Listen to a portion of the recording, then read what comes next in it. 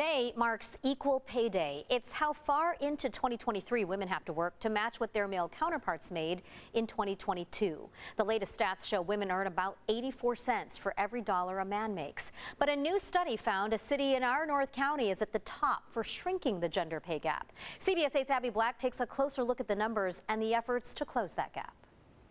California has made strides working to close the gender pay gap, but according to a new study, the Golden State has the most cities with men making a lot more than women. Despite decades of advocacy for equal pay, the pay gap between men and women in the U.S. still remains wide. Colin Zarnecki led the research for the study done by chamberofcommerce.org, a think tank for small businesses. They analyzed census data and found that nationally, the average gender pay gap is $11,165 per year.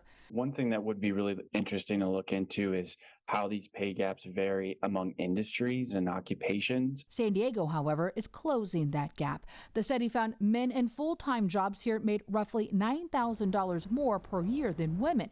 And in Oceanside, that difference was only $26, which is the smallest gap across the nation. And I do think we want to celebrate our wins along the way, that there really is progress. Dr. Sarah Fetterman teaches conflict resolution at the University of San Diego and recently spoke to the Harvard School of Law about negotiation strategies. There's an intuition that's not totally unfounded that if you ask, you're going to be perceived more negatively than a man would. And not just from men, from other women as well. She says women's studies found that females of color who graduate from elite schools still choose jobs where they know that they won't be discriminated against. Those are often lower paying jobs.